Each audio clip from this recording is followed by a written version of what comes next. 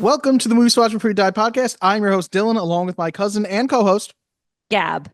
And today we are talking about a movie that I have nominated as one to watch before you die, that I have put on the dais to be judged, the 1991 movie City Slickers. And we're getting right into this shit. Gab, tell me, what is City Slickers about? What's this all been about? What am I working toward? You think you know everything about me, don't you? I dive at your bottom. I bloody well ought to. Woo, Dylan. City Slickers is about three middle-aged male friends who go on a vacation together to a cattle ranch to drive a herd across many places, river and valley. I don't remember where they started. Where were they? Like Oregon to Colorado? It's somewhere to Colorado, but I don't think it's Oregon. That's way too far. I feel like it's like I don't know. Utah or New Mexico or something like that. I'm not sure though. Something like that. Yeah.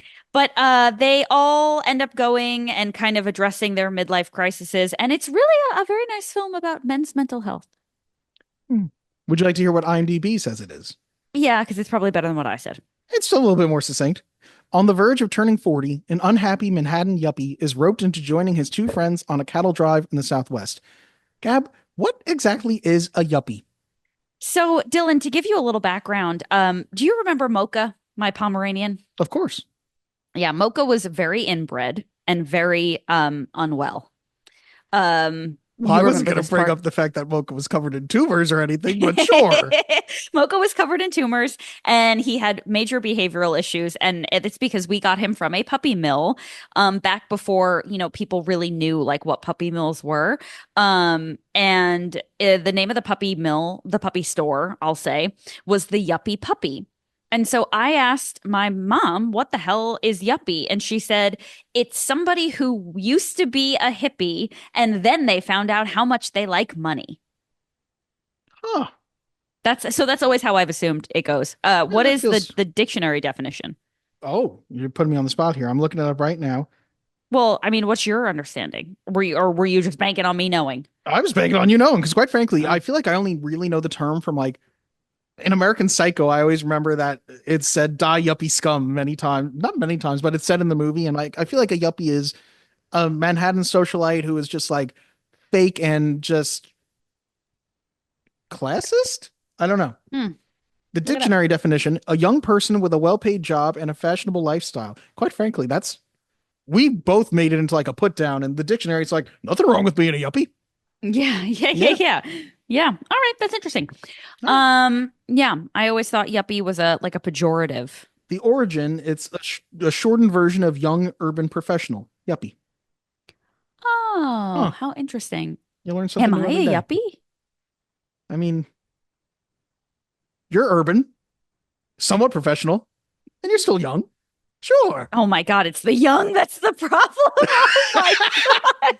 Kev, we inch closer to death every second of the day. Time marches ever forward. Oh God. I feel young. Sometimes I'm like, do you ever feel like, well, you probably don't at this moment in time, but occasionally I'm like, oh my God, I can't do that. I'm not old enough for that. And then I'm like, oh my God, I could be somebody's mother. I am mostly the opposite. I am mostly like, oh, I feel old. I'm like, you know what I could do with the entire day? Bed. Corey is very like, I'm a grown man. Nobody can tell me what to do. I'm an adult. And I'm always like, well, I'm a little kid. So who's going to take care of me? I think I was like 25 and I sneezed and threw it at my back. And I was like, I'm not young. It's over. Oh my God. That is bad. You should never repeat that. I mean, I'll blame it on years of sleeping on an air mattress, but it's also just being old. Yeah. Yeah. 25 is not old though, but it is when you sleep on an air mattress and don't take care of yourself. Well, yeah, that'll age you. That'll age you for sure. All of those things will age you. So, okay, that's fine. Talk to me a little bit about taglines. Oh, I was just about to. There's only one. Oh, thank God. Yesterday, they were businessmen. Today, they're cowboys. Tomorrow, they'll be walking funny. If you could do without tomorrow, it would be fine. I feel like they wanted to make it more comedic and like their testicles are going to hurt from riding horses, which, okay. Good enough. I was fine. Doesn't work. It doesn't land for me, but that's fine. Yeah, it was fine. Better to have one mediocre tagline than 20 also mediocre taglines. Yeah, What movie true. did we? True. Was it A League of Their Own that we? Yeah, that was the last movie we did, and it had like 8 taglines, and all of them were fine. Yeah, yeah, Yeah, yeah, I don't know. I respect it more when you just say, "This is our one tagline. Take it." yeah. Yeah, I'm interested to know if there's a correlation between the budget of the film and the expected revenue and the taglines. that's a good question. Yeah. Someone should research that, and it's not going to be Hmm. me. Well, it sure as shit ain't gonna be me. Okay, what do we do now? Well, now we get to our opinions, Gab. Well, Unless we no, want no, to give don't a you give more more elaborated context? version of the story. Yeah, could you do it and like double time it? Okay, so spoiler. Um, Mitch, played by Billy Crystal, works for a radio station, and he's got a wife and kids, and he's sort of just floating through life. He is at a point where he doesn't really care about his job anymore, and he has, to paraphrase his wife, lost his smile. Meanwhile, his friend, oh my God, I feel bad that I can't remember their names. The actors Bruno Kirby is one of his friends who is, you know, just getting older but dating younger women, and his other friend who is Daniel Stern from Home Alone and everything Yep. is ends up cheating on his wife because he's in a marriage where he hates his wife and is just desperate to get out. And they're all sort of going through their own midlife crises in some way. And they go on a trip every year. They decide that this year they're going to be cattle ranchers, they're going to be cowboys, and you know, they have to move a herd of cattle from one state to another. And in the process, they're going to try and find Mitch's smile and better themselves and see if they can find the one thing that will make life better. Yeah. Yeah. Is that a I good like enough, that. succinct version? That's good. Let's get into the opinions. In this critic's opinion, That's just like your opinion, man. Well, I have a right to my opinion, and my opinion is you have no right to your opinion. So going into this, I had no idea what this was about. I actually had some weird imagery in my head that it was going to be like a black and white, like film noir, like a Dick Tracy almost type of thing, where like I don't know, Which or you like said in the last episode, you've never seen Dick Tracy either, so you're just No, I haven't. picturing a picture of your picturing. Yeah, I'm just like in my imagination. And I'm imagining also like maybe like a Godfather kind of like mob movie. I don't know. But once I heard Billy Crystal, I was like, oh, never mind. And I was very pleasantly surprised. Because obviously I think Billy Crystal is so interesting, right? Because who doesn't love him? Like who among us doesn't love Billy Crystal? I feel like it goes much along with how we had talked about John Lovitz last week, where you kind of know what you're going to get from Billy Crystal, and you're never that disappointed to get it. No. Yeah. No. Yeah, 100%. But there is a brief period of time in the 90s where we all kind of collectively just like let him be the romantic lead. And it I was feel only like you're like 3 pretty years. much just talking about When Harry Met Sally for the most part, but When Harry Met Sally, but also oh, I guess it is just When Harry Met Sally. There wasn't another one where he's the romantic lead. not that I'm certain of. I'm not a Billy Crystal expert by any means. But it was a brief period where we were all like, he should be the lead of like a lot of movies. And then we were like, no, he doesn't need to be the lead anymore. He's oh my God, remember My Giant? Well, his known for the first one is Forget Paris. Is that a romance? I don't know. Yeah. I was like The Princess Bride, but he's definitely not the romantic lead in that movie. He's not even the lead okay. in that movie. Yeah. I think you're right. I think I'm really only thinking of When Harry Met Sally. But we did let him take a shot, and honestly, how come? It works. It works in that one. Have you seen that movie? Yeah. Okay. You don't think that movie works? I love that movie. I just didn't know that you'd ever seen it. I think it's on my list. It was also And the B, peak of Billy Crystal good looking. Yeah, but the bar is low. Yeah, but it worked. And he's funny enough that it makes him better looking. Yeah, for sure. Yeah. So anyway, I was pleasantly surprised that it was going to be a comedy. I think it does a thing where it says, obviously the one friend who also is in When Harry Met Sally, Bruno Kirby, yeah. Bruno Kirby, when he is with this woman who is way too hot for him, but he's like unsure of whether or not he wants to commit. I bought that. I was like, absolutely. When the other guy is in a relationship with some kind of monster who is horrible to him and eventually leaves him, or I guess he cheated on her. Yeah, he cheated on her. So he, I Oh, guess, right. felt trapped in the marriage and with his, he worked for her father also, we know. Yeah. Yeah, and she was mean to him, and then he cheated on her with Lisa Simpson. Yes. Shout out to The Legend of Billie Jean. Which will come And I back bought later that. in the movie to The Legend of Billie Jean, I'm sure, but go on. Yeah, yeah. So I bought that.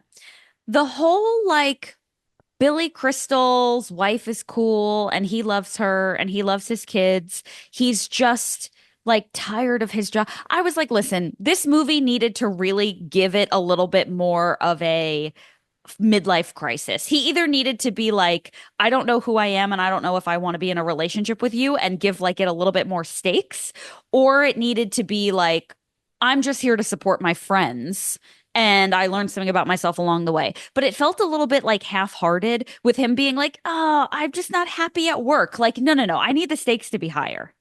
I think it does a pretty perfect job setting it up because I think it would be realistically, he is unhappy with everything in his life. But I think what it's showing is that he doesn't even want to admit that to himself. He knows he loves his wife, he loves his kids, but he's just unhappy. He's in a rut. And like to him, he's just saying it's my job, but it's not, it's his whole life. And that's why she's saying to him, he doesn't even want to go on the trip with his friends.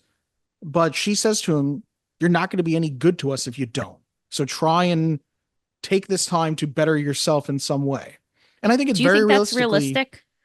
Do I think it's realistic? I think it's a very movie thing in general to show people have one event where it's like, and I'm better now for my life. No, in reality, life is hard work every day, and nobody wants to do it. Like Until you die. yeah, that's the reality of it. But that's much more of a TV show, and it sounded like a very depressing TV show. So in movies, we get to see people just make the thing better in a shorter time span. Sure. Yeah. Yeah, I get that. I just felt a little bit like I needed there to be more at stake because it wasn't like his marriage was potentially going to end. It was just kind of like, you're no fun to be around anymore. I don't know. It sort of is set up like that. And she has a line, I think, where he says, what if I can't? Because she tells him to go and find a smile. He says, what if I can? And she says to him, then we'll jump off that bridge when we get to it, which is a line I like. But it's also, I do think she's kind of saying like, I don't think the implication is he will kill himself if he doesn't find a smile, but it's going to be a bigger deal if you come back and it's worse. It just felt a little lame to me that they went, quote unquote, find his smile. That line is lame. Okay. I don't like it. That's number one. And number two, I think it's a nice, succinct way of saying you're really fucking unhappy and it's not good for our family. it sounds like the sun will come out tomorrow, Annie. I don't like it. Find my smile. Get the fuck out of here. That's number one. Number two, I just didn't think the stakes were high enough for him. I think his relationship needed to be on the line. I think it needed to be way more important. And I think it needed to be like, if you do not come home in a better mental place, then I don't want to live with you anymore. Like we're gonna have to I needed that. I needed that. I think that's fair. I think that's not very comedic, but it's fair to want there to be stakes. I think the stakes were enough to me, but I get it. Okay. Well, I'm happy for you. Yeah, thank you. What else? I love Bruno Kirby. What happened to him? He died. He died very young. He gives me such Edward Norton energy. I'm like, I don't know. I think maybe they look a little similar to me, but he's just an actor who I've only seen him in a couple things, but every time I'm immediately drawn to him. I find him very charismatic. I find him immediately likable, and I'm like, I'm in on this character. He could play anything, and I'd be like, yup. I love him in When Harry Met Sally with that New York accent. It's so good. Like, I'm trying to figure out because I think it was really young, actually. He was 57. It's not like it's tragically young, but I thought he was like even younger than that. Yeah. What did he die of? Complications from leukemia. Oh, yeah, that's sad. That's really sad. Oh, R.I.P. Let's get back to the comedy. Yeah, and then switching subjects, the other guy, the wet bandit, who Daniel isn't Stern. Yeah. Who isn't? What's his face? Joe Pesci. Joe Pesci. Thank you. Great, great. Um, I really okay. Here's my other take on this film. Toward the end, I don't have like a ton of opinions, but I will tell you this one I felt very strongly about. Toward the end, after Mitch Billy Crystal. Yeah. Mitch has delivered a baby calf. The baby calf is obviously he's very attached to it. And they're crossing a river and the baby calf gets swept up in the rapids and he goes to save the calf and then he gets swept up in the rapids and blah blah blah blah blah. That scene goes on for way too long. It is the most anxiety inducing scene Well, where there's the your calf goddamn stakes, Gab. though I need to put that thing down, flip it, and reverse it, Dylan. I needed the stakes to be way higher in the marriage, and I needed the river to be like, oh no, wait, the calf. No, wait, I got him. Because, oh my God, I was sweating bullets. I was like, if this calf dies, I'm out. Norman, little Norman. And I feel like Norman. you are being a hypocrite because I feel like right now, if it had been reversed, you'd be like, and then they have the whole thing with Norman, and it's so short, and it doesn't even matter. Why even put it there? That's what I'm you'd not be saying saying. it needs to be short. No, I'm not saying it needs to be short. I'm saying it was too long. They needed to shorten it.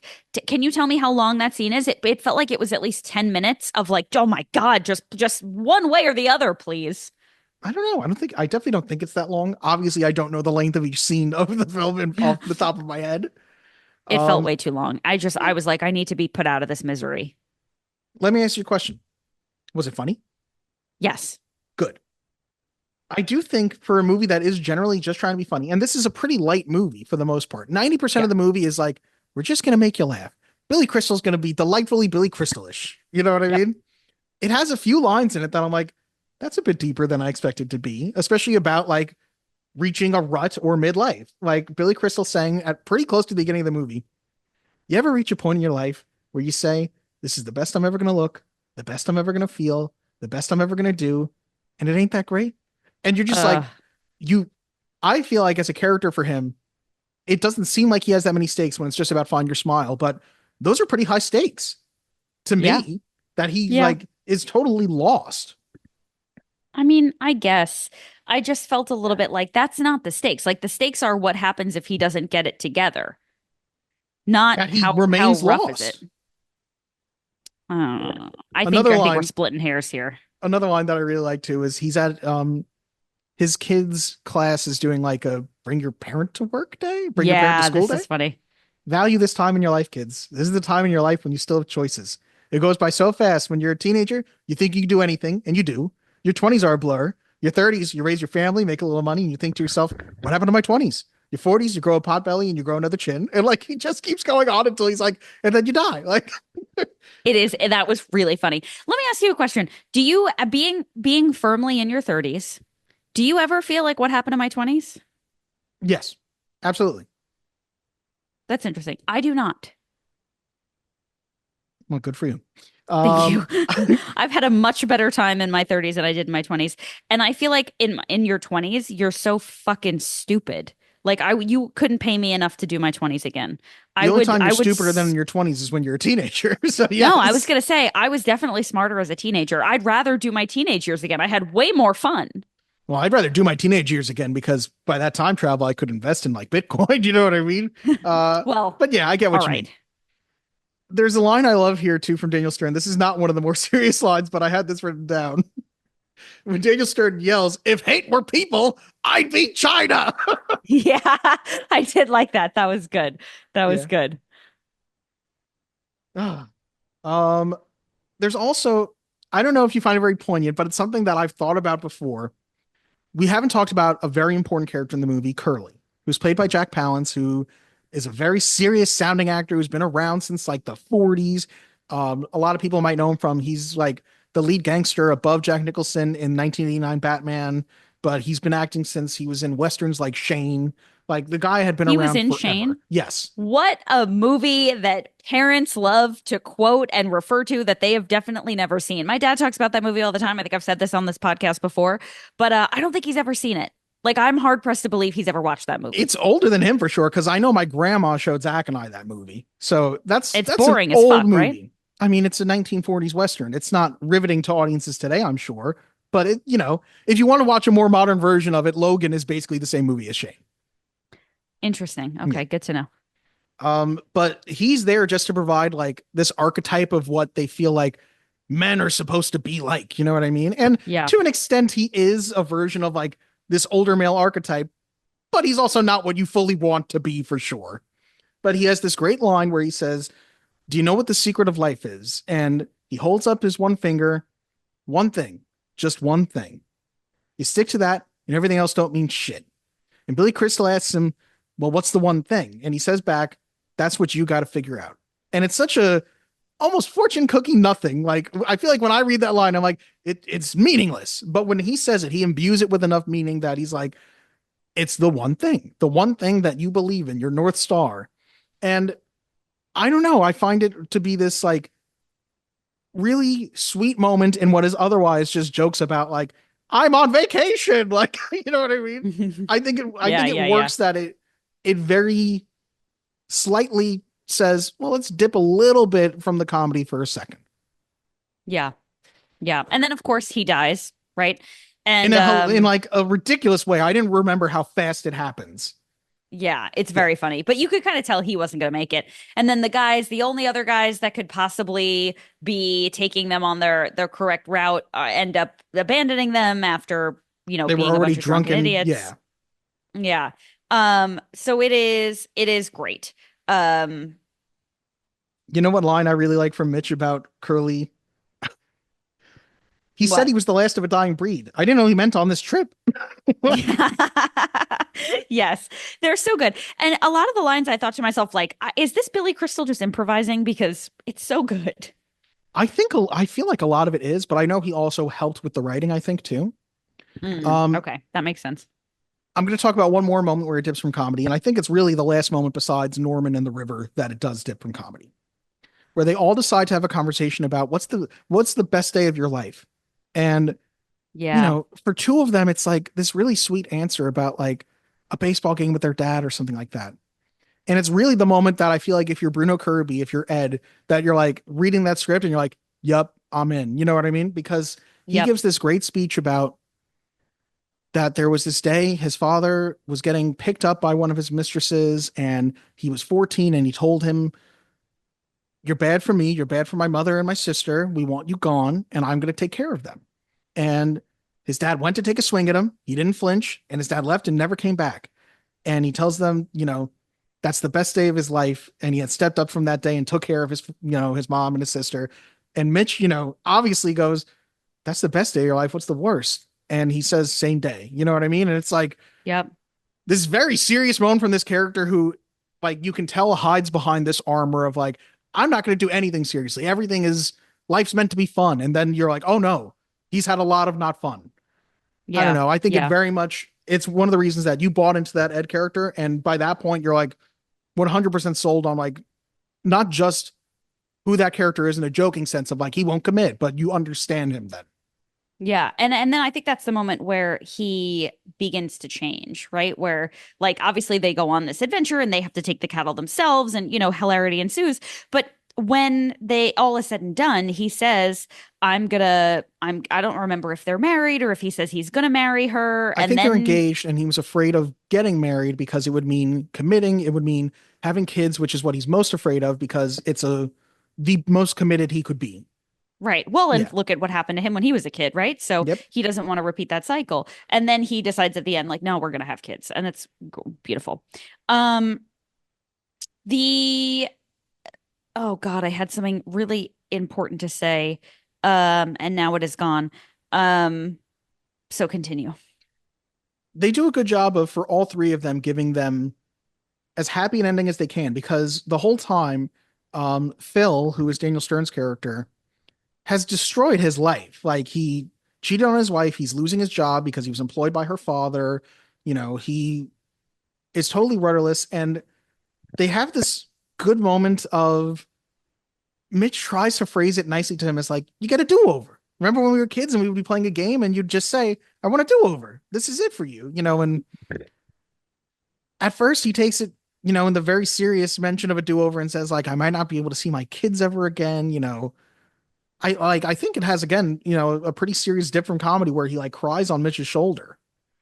But by the Yeah. end of it, he sort of does have a moment to embrace it. And this is normally a character that I'd be very against, I feel like, the person who cheats on their spouse, but obviously they both were very unhappy. So I don't think it was good of him to cheat, but I think it's good that they're no longer together. Like they're clearly not good for each other. Yeah. Um, and by the end, he really does seem to get his do-over, and we see him leave with the one woman who was on the cattle ranching trip with them, who was played by Helen Slater from The Legend of Billie Jean. Yeah, she's Billie Jean herself. So the reason that I went, oh, was because in my mind, Helen Slater was Mitch's wife. No, I should know her name off the top of my head, but I don't. But Helen Slater is there the whole time, and like I think it is Phil that steps up when the guys are being drunk and stupid.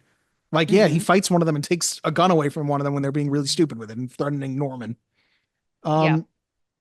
But yeah, it's all about all the other ranchers once they're abandoned by, obviously Curly dies and the other two are not reliable. They decide they're going to abandon the cattle. I do feel like I'm just dipping back in time telling you the story again now, but Yeah. But, I don't even yeah, do but that. it's relevant. Everybody else wants to abandon the cattle. They say, no, we've decided to do this. We can't leave them, which I was like, what kind of a monster would leave these cows out here to die? Like, that's horrible. You got to take them. So they do. And, on the journey, they rediscover themselves and they know they can do it. And it's this beautiful moment. They make it through the hardship and they go home happy. Let me ask you this still. Have you ever had an experience like that changed you fundamentally? What do you mean? Expand on Well, that. have you ever like gone somewhere or taken a trip or tried something new or something that has been a similar kind of experience? I mean, you went skydiving.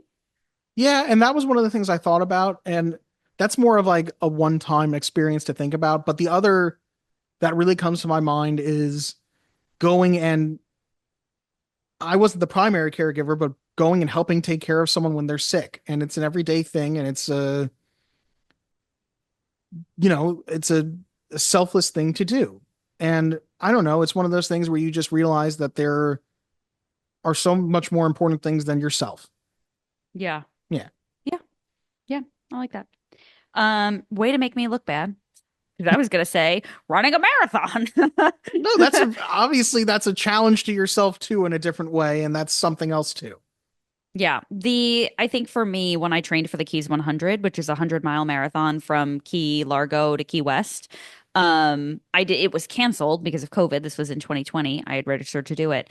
But the training had all taken place, right? It really showed me like what the human body is capable of and what like you're able to kind of think yourself through if you commit to it and will yourself to do it. And so oftentimes now whenever something seems hard or impossible or like whatever, I think to myself like, well, if I can run 100 miles I could do this. Yeah, I think that's a great answer. And I will say after skydiving, I don't think it like made me feel necessarily that way, that like I fell out of a plane, I can do this. But I will tell you, it did really help me with some of my fear of flying. I bet it did. Yeah. I bet it did. Okay. I really felt like I had something else that I wanted to say about this and it's gone, but I think living with a man, which I do, I feel like I have a pretty good understanding into like how men's psyches work, just in terms of like men can talk about their feelings without talking about their feelings the way that women do. And I think this movie did a really good job of like embodying that, where they were talking about their feelings without really getting like mushy about it, and kind of reading between the lines and seeing how they handle all of that stuff. And once it does get into like the territory where in some movies it'd be like, Now's where he gets deep about his feelings. He's like, no, that's where it stops. Like we were talking about the Bruno Kirby scene before where he talks about his best day and his worst day. Once he says that was his worst day too, in a lot of other movies, it would become a long thing about that's the moment I realized this is the person I have Blah, to blah, blah, be blah, blah. and I Yeah. committed to this. And instead, That it scene just ends ends. right there. Yes, it's Yeah. done. Yeah. I don't know. I kind of respect that. Brevity is the something of wit. I don't know. If I were smarter, Yeah. I'd have thought of it. Yeah. Luckily Brevity you is don't the have any soul of wit. wit. I think that's what it is. Maybe. Hence why we like any movie under 2 hours on this podcast, it seems. Amen. Speaking of brevity, should we get to the facts? Facts. I want the truth. Face the facts, ducks. Facts have no place with an organized religion. On IMDb, City Slickers has a 6.8 out of 10. On the Rotten Tomatoes tomato meter, it's at 89% with an average rating of 7.1 out of 10. 39 fresh reviews, 5 rotten. The audience score is 65% with an average score of 3.6 out of 5. The movie had a budget of $27 million. It grossed $179 million. The critics' consensus, with a supremely talented cast and just enough midlife drama to add weight to its wildly silly overtones, City Slickers uses universal themes to earn big laughs. Roger Ebert gave it 3.5 stars. City Slickers comes packaged as one kind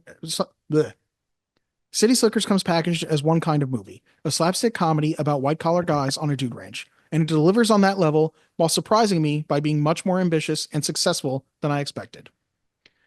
Marjorie Baumgarten from Austin Chronicle, although City Slickers lacks incisive wisdom, its well-honed witticisms should make this a refreshing summer crowd pleaser.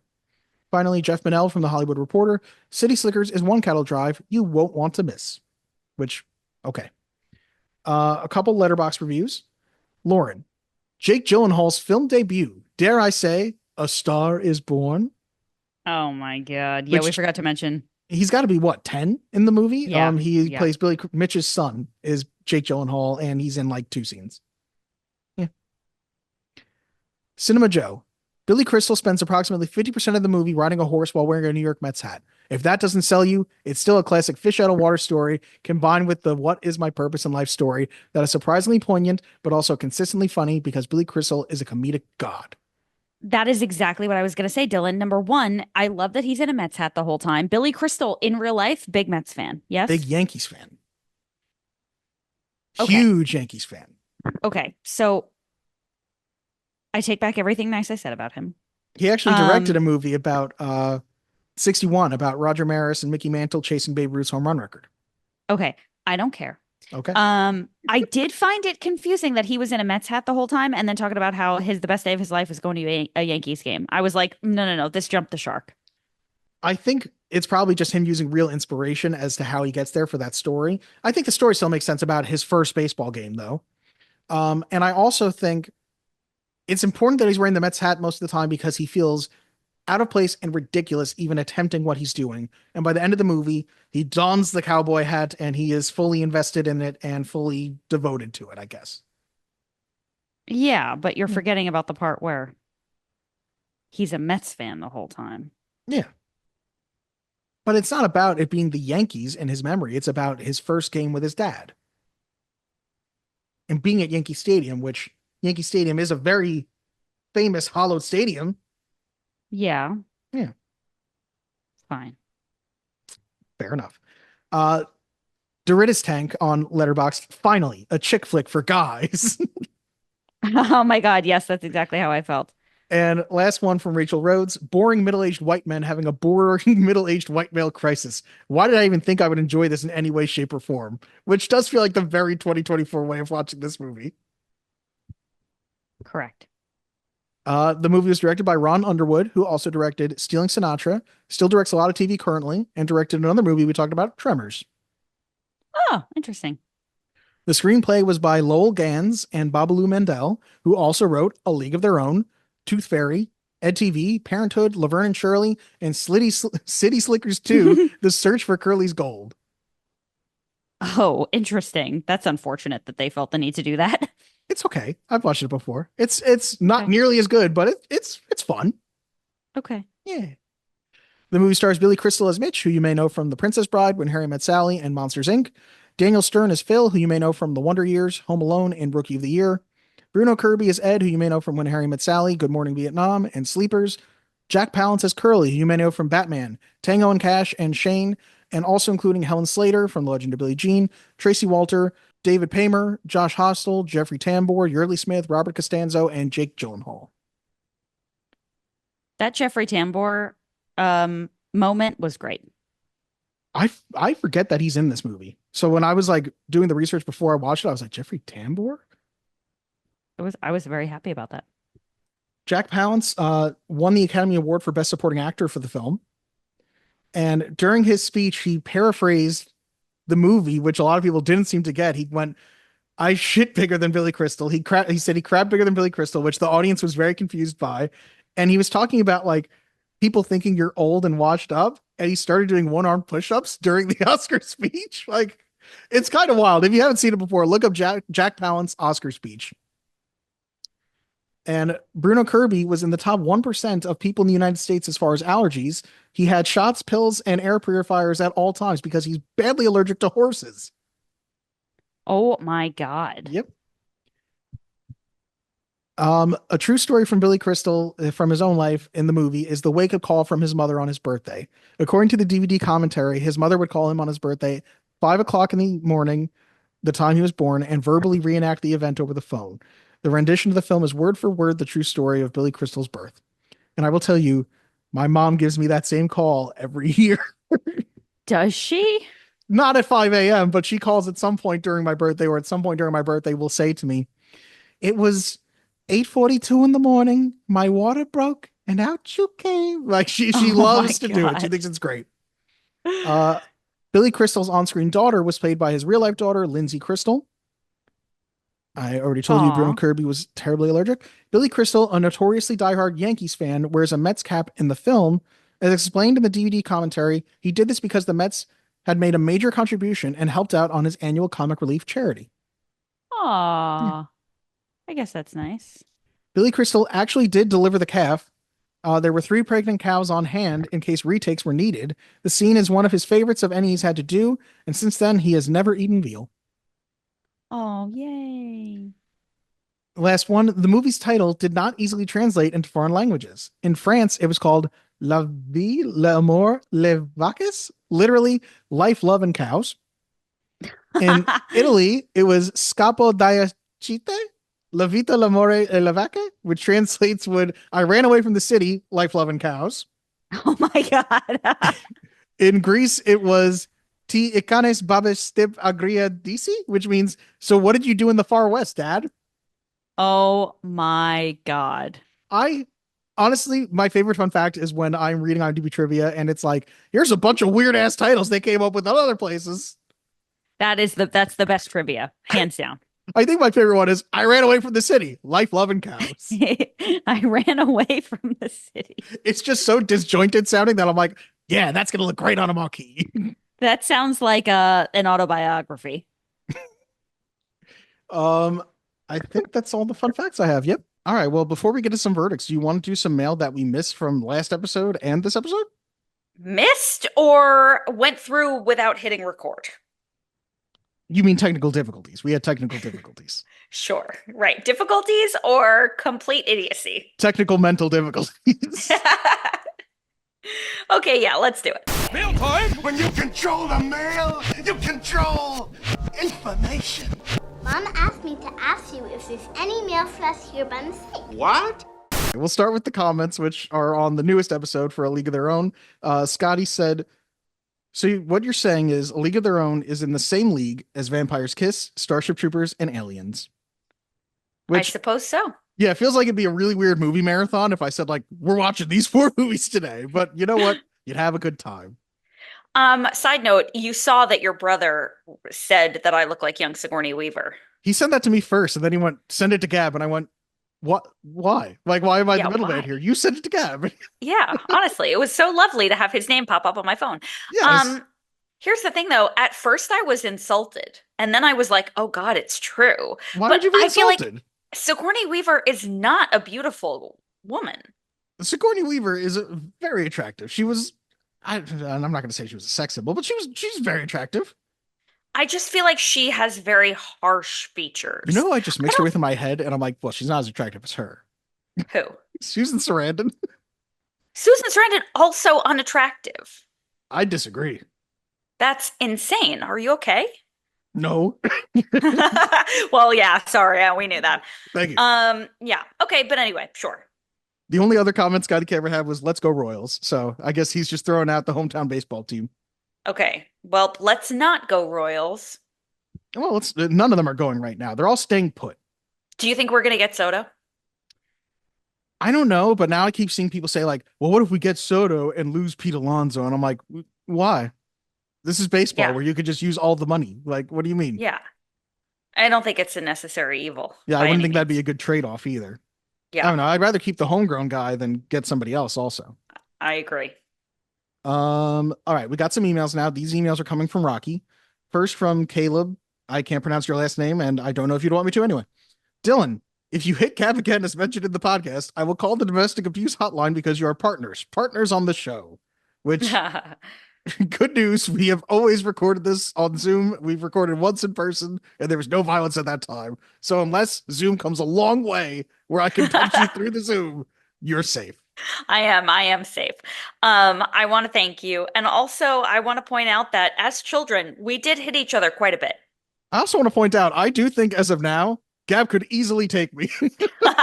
Yeah, I could definitely beat the shit out of you. No I question. would need to be protected from Gab. Yes. Okay. Yeah. Good. We have that cleared. Yes. He also said, if you need help with the expense for the lawsuit, I can Venmo you. Have a great day and stay safe and stay away from Dylan. Dylan, what if I said to you, I'll give you 25% of whatever this person sends me if you agree to be in a fake lawsuit over a violent dispute between us? Would you do it for the 25%? I mean, it depends how much the 25% is, Gab. It sounds like the only losers in this are, well, Caleb. Yeah. Well, listen, I don't know Caleb from Adam. Who cares? Caleb, are you rich? If so, I mean, if will one of us so, beat the crap out ow, of my each other? face. Yeah. Take that. Erg. Oh. All right. Now we've got an email from Legacy, Rocky Baba Booey. Confession here. I have also never seen Rocky before. Funnily enough, I've seen almost nothing with Stallone in it at all. I'm pretty sure I saw Expendables 2 as a youth. He was in Spy Kids, which he's in Spy Kids 3D. And Rambo Did we was see that? Together, you mean? Like was that? I mean, presumably we would have seen it together, but I think we were probably too old for Spy Kids 3D. No, we totally saw Spy Kids 3D. Okay. Yeah, it's the one. I'm sure you've seen the meme of it too, with Elijah Wood being like, "I'm the guy. He's the guy." That type of thing. No. Okay. And Rambo was a DLC character in Mortal Kombat. I haven't even watched his Dread movie. I think that's all the exposure I've ever gotten to Stallone, aside from doing bad impressions in the same breath as bad Arnie impressions. Keep on keeping on with the pod. Still looking forward to Helldivers at some point. I'm always down for Helldiving. Very sad. The youth need more Stallone. Sure. Gab, I feel like, actually, besides Rocky, which you've now seen and did not really like, have you seen, how many Sylvester Stallone movies have you seen? I definitely saw Expendables. Oh my God. Actually, you know what? I'm sorry, Dylan. I haven't seen Expendables. I'm confusing Expendables, I think, with Tropic Thunder. I don't know. Maybe I did see it. If I saw it with anybody, it would have been with Scott Interrante. So he'll have to let us know if I've seen that. I just feel like I didn't. But now that I think about it, what other movies is he in? So many. First Blood. No. Over the Top. No. First Blood Part 2. No. First Blood Part 3. Oh, there we go. Of course, Rocky everyone's 2, seen First Rocky Blood Part 3, 3. Rocky 4, No. Rocky 5, Rocky Balboa, No. Creed 2. Oh, he was in Creed. I saw Creed. Remember, I hated that too. Yes, and he's great in Creed. He was nominated for an Academy Award for it. Huh. Over the Top. Okay, we don't have to keep doing this. No is the answer. Well, you all need to see more Stallone. That's all of your homework. Okay. Will it be graded? No. Do I want you to do it anyway? Yes. Finally, we have an email from Kyle from the Film Realist podcast, who is also kind of our guest host now, but he has to start editing it if he wants to come back. Yeah, no, we've had Kyle on. That is a statement of fact. Good job, Gab. Yeah. Sports. It is at this point that I'm heavily considering launching a formal protest on behalf of Keen Machine to become the official third member to right the wrong that occurred on the Rocky episode of the podcast. In all seriousness, Love you both. I was curious after listening, given how you're from the New York area, and well, I'm Canadian. Who were your favorite athletes growing up? Not an Empire sympathizer, Kyle Naranya, the film realist. I mean, jeez. Mike Piazza. You know who I loved? Todd Hundley. Do you remember him? Barely. Like I remember the name. He was a Met, and do you remember when we played on the Expos, you and I? Okay. That was like our baseball team. We were the Yeah, which Expos one Montreal season. Expos were so cool. I know. Well, whatever number I was Todd Hundley's number at when he was a Met in the same year, so he became my favorite player. But God, I mean, growing up, I really just loved Mike Piazza. Like he was the hero. I feel like your answers are going to be way better than mine because I'm a huge New England Patriots fan. I didn't grow up a New York fan for football at all. So obviously Brady, Bledsoe, Welker, Deion Branch, Randy Moss, those guys. But as you know, Gab, I like converted to being a Mets fan. I grew up a Yankee fan, so I I loved know. Tino Martinez and Bernie Williams were like my two all-time favorite Yankees. Mm. Did not have favorite Mets at the time, obviously. I guess if I had to pick one, maybe Robin Ventura was kind of cool at the time. Oh yeah. What about like Yeah. Ray Ordonez? Eh. Okay. No, thank you. All right. That's okay. Yeah, that's what I'll go with. Okay. Yeah. Did Kyle have a baseball team, you think, as a Canadian? Was he an Expos fan, you think? Maybe. I mean, Blue Jays now, but That's true. you know, growing up, presumably, yeah, it would have been the Expos. All right. That's about all I Yeah. got to What say did that about even, that. what did that stand for? The expositions? The exponentials? I de I would can you The just say exponential expedition? like that again? The exponentials? I don't think it stood for anything. Yeah, I like if you go guess. to Wikipedia, it just says Montreal Expos. Uh, In okay. French, Les Expos de Montreal. Oh, beautiful. Yeah, Well, I mean, Mets is short for Metropolitans, so I of just course. assumed that the Expos are short for something else. Like the New York Knickerbockers. Yeah. Yeah. So weird. What are knickerbockers? Are they pants? I think they're pants. Yeah. Why are there so many Okay. sports teams named after pants and socks? I don't know. I don't know. And this is not the podcast to solve that. No, no, please, no. Yeah. All right. All So right, should we onward. get to the verdicts for City Slickers? Please. Do or do not. There is no try. The guilty will be punished. Sentence is death. This was my movie. I'll go first. I think it is somewhat poignant, but more than anything, it's funny. And that's exactly what a comedy is supposed to be. I guarantee you're going to be entertained. You're going to like the way it watches. I guarantee it. It is entertaining. It's funny.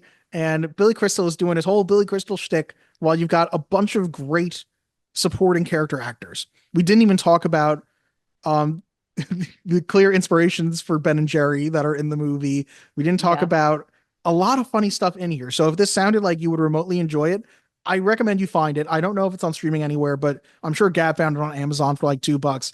It's worth whatever you have to spend to watch it. So first of all, I spent $11. Oh, really? Yeah, $11. So that's how I'm going to start. Okay. I spent $11 on this movie.